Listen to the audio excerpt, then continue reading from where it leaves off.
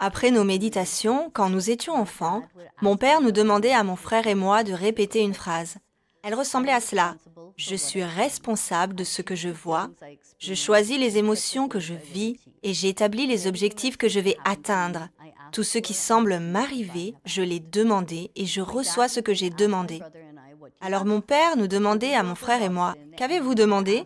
Nous avons grandi à Boston, donc nous demandions des billets pour aller voir les Celtics, un voyage à Hawaï, un nouveau jeu Atari, de nouveaux vêtements.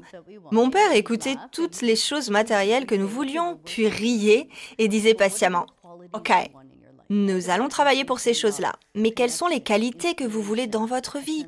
Que penseriez-vous de demander de l'amour, de la connexion, de l'inspiration, un sens à votre vie? » En tant qu'enfant, on nous enseignait tous les jours à demander les qualités que nous voulions dans notre vie pour être plus heureux, en meilleure santé, connectés aux autres et pour trouver du sens dans notre vie.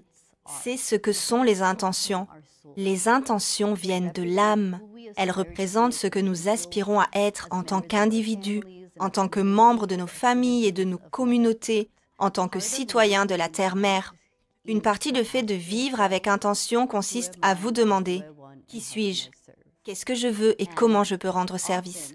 Souvent, nous oublions dans nos activités quotidiennes, ou tandis que nous courons partout toute la journée, nous oublions de nous reconnecter à que voulons-nous dans notre vie?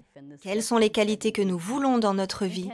Ce constat nous amène à définir des intentions. Les intentions sont comme des graines. Nous les plantons dans la terre, nous les recouvrons, nous laissons le soleil et l'eau les nourrir, sans même savoir quels magnifiques arbres ou fleurs elles vont devenir. Une intention est différente d'un but. Une intention vient de notre âme, alors qu'un but vient de notre mental. Les intentions viennent de ce lieu où nous sommes en silence, authentiques, honnêtes avec nous-mêmes, où nous nous reconnectons avec qui nous sommes et où nous nous demandons vraiment qu'est-ce que nous voulons, qu'est-ce qui nous rend heureux, qu'est-ce qui nous permet de nous sentir connectés, qu'est-ce qui va donner du sens à nos vies. Vivre avec intention en définissant des intentions et en plaçant ces lignes directrices dans nos vies nous ancre pour vivre alignés avec nos valeurs et nos désirs les plus profonds. Parfois, nous oublions pourquoi nous voulons certaines choses, pourquoi nous voulons une connexion, pourquoi nous voulons une vie saine, ou pourquoi nous voulons donner quelque chose au monde. Nous oublions tout cela. Mais lorsque nous nous reconnectons avec nous-mêmes, que nous revenons au lieu de notre âme, de notre esprit, nous nous souvenons de ces qualités dans nos vies. Qu'il s'agisse d'amour, d'inspiration ou de sens, alors nous commençons à prendre des décisions qui sont alignées avec elles. Nous commençons aussi à remarquer les personnes, les lieux, les circonstances qui peuvent nous aider sur notre chemin. Alors tout prend un sens dans notre vie de famille, dans nos relations, au travail, parce que nous avons une ancre, une ligne directrice qui nous aide à prendre des décisions. Quand j'ai parlé avec Marianne Williamson au sujet de l'intention, elle s'est demandé si l'intention était un concept spirituel ou pas. Nous avons alors eu une conversation à propos des bonnes et mauvaises intentions. C'est également quelque chose qui est revenu dans ma conversation avec Eckhart Tolle. Je crois profondément que les intentions représentent nos désirs les plus profonds et les appels de notre âme. Cependant, parfois, les gens peuvent avoir ce qu'on appelle de mauvaises intentions. Mais je préfère utiliser les termes « intentions » qui viennent de l'ego.